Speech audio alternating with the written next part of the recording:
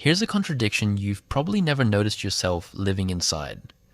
A restaurant can hand you a plate of cold, uncooked tuna, and you'll eat it happily. That same restaurant serving you cold, uncooked chicken would be shut down by the end of the week. Both are raw animal flesh. Both were swimming or walking around not long ago. Yet one is a delicacy and the other is a public health emergency, and almost nobody can tell you why. The usual guess is that fish is just cleaner, or that meat is just dirtier. Neither is true. The real explanation is stranger and more precise than that, and once you see it, the whole hierarchy of what's safe to eat raw suddenly makes sense. It comes down to a single idea: how closely related the thing on your plate is to you. But let's build up to that, because the fish itself is a good place to start dismantling the myth. People assume raw fish is a modern luxury, something invented alongside the sushi boom. It's the opposite. It's one of the oldest ways humans have eaten at all. Japanese archaeological sites show people eating raw seafood thousands of years before anyone drew a knife across a piece of tuna and called it sashimi. Peru's ceviche tradition solved the same problem a different way, using citrus acid to firm the flesh without fire, developed by coastal people who had no better option for a fresh catch. Eating fish raw is not the exception in human history. In a lot of places, it was the default. So if raw fish were genuinely dangerous, you'd expect a long trail of bodies behind that tradition. There isn't one. And the first reason people reach for parasites turns out to be the easiest problem to defeat. There's a worm called Anisakis that lives in the muscle of fish like salmon, cod, and mackerel. Swallow a live one and it can lodge in your stomach wall and cause real misery. Cramping, vomiting, occasionally a doctor fishing it back out.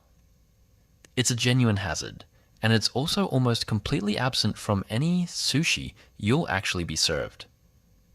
The reason is unglamorous: freezing. Regulators require fish destined to be eaten raw to spend time frozen first, and the cold kills the worm dead. That's the entire defense. A parasite that terrified people for centuries was neutralized by a freezer. There's a subtler layer to it too. Not all water carries the same danger. Freshwater fish tend to host a broader range of parasites than ocean fish, which is one quiet reason classic sushi favors sea species over river ones. Salmon is the interesting exception. For this, it lives in both worlds, moving between river and ocean, which is precisely why the salmon you eat raw is almost always farmed under controlled conditions rather than pulled from the wild. So even within fish, safety isn't uniform. It tracks specific, knowable factors. Now hold that against raw meat and notice that the whole nature of the threat changes. With fish, the fear is a worm. With beef, chicken, and pork, the fear is bacteria. And not just any bacteria, but a particular kind that happens to be very, very good at living inside a body like yours. Here's the part that unlocks everything. E. coli, Salmonella, and Campylobacter all evolved inside the guts of warm-blooded animals: cows, chickens, mammals, and birds. Your gut is also warm. A cow, a chicken, and a human all run at roughly the same internal temperature, which means an organism that learned to thrive in one of them arrives in another already fluent in the local conditions. It doesn't have to adapt. It's home. That single fact explains why raw chicken produces such a violent, near-universal flinch. Campylobacter causes over 1 million illnesses a year in the United States, and undercooked poultry is one of its favorite delivery vehicles. It's not a rare freak event. It's one of the most reliably reported foodborne illnesses there is. Your disgust reflex around raw chicken isn't irrational. It's an accurate summary of a lot of people's very bad week. A fish offers its bacteria no such head start. A cod lives its entire life at a temperature that would put a human into hypothermia, and the microbes in its gut are cold specialists. Drop them into the tropical heat of a human intestine, and they simply can't compete. They never built the machinery for it. The environment that keeps you alive is, to them, an unlivable furnace. Ecologists have a name for the pattern underneath all this: the phylogenetic distance effect. Pathogens cross most easily between hosts that are closely related and struggle as that relationship gets more distant, which reframes the entire fish versus meat question. It was never really about fish versus meat. It was about how far the animal sits from you on the tree of life. Watch what happens when you slide along that tree in either direction. Move closer to us, and the danger climbs sharply. A pig is biologically close enough to a human that raw pork earned one of the worst reputations in food history. Trichinella, the parasite behind trichinosis, moved through undercooked pork and raw sausage for generations, sickening thousands of Americans a year well into the 20th century, before stricter farming and inspection nearly wiped it out. Nobody needed a microscope to fear raw pork. They just buried enough people who'd eaten it. Push closer still, and you reach the most dangerous raw meat of all, our own close relatives. Bush meat from chimpanzees and gorillas has been tied to some of the deadliest disease jumps ever recorded. HIV is now understood to have crossed into humans from a chimpanzee virus through exactly this kind of contact, likely decades before anyone gave it a name. When the animal shares almost all of your DNA, there's barely any gap left for a pathogen to leap.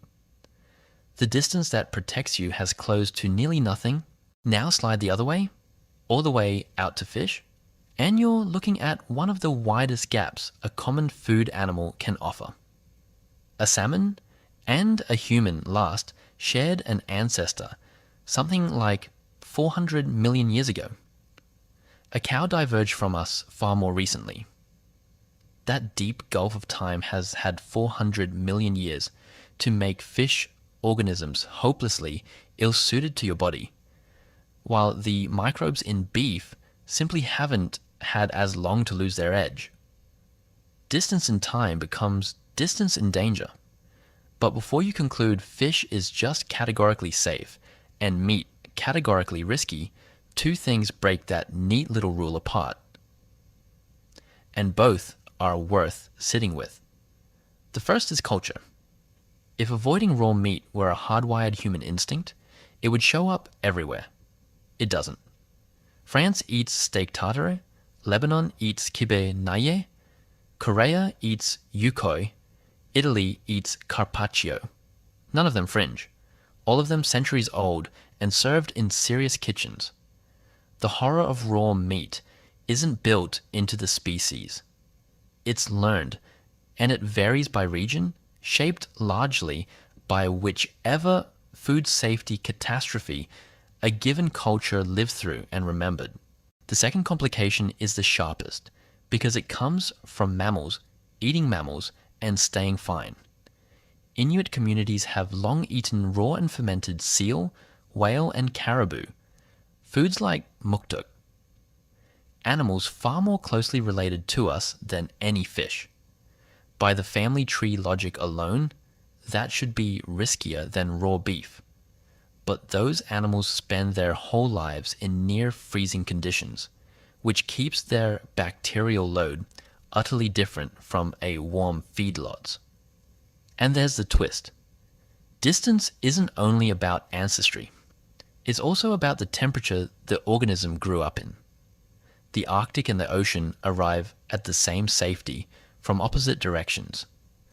Cold does the work that evolutionary time does elsewhere. The psychologist Paul Rozin, who spent a career studying disgust, argued that food aversions act less like fixed instincts and more like inherited warnings. A culture gets burned once, badly, and the caution outlives the actual danger by generations. American unease about raw chicken sits on a real, recent record of salmonella outbreaks. Japanese ease with raw fish sits on thousands of years of coastal people eating it safely and learning exactly which cuts and seasons kept them alive. Neither reaction is arbitrary. Each is a memory. So the honest version isn't that fish is clean and meat is filthy. It's that safety, when you eat something raw, is really a measure of distance. In body temperature, in evolutionary time, in how much biology you share with the thing you're swallowing. Warm blood recognizes warm blood, and closeness is exactly what a pathogen needs to make the jump. Your instincts were never really sorting fish from meat. They were measuring how far the animal is from you, and quietly deciding whether anything living inside it would recognize you as home.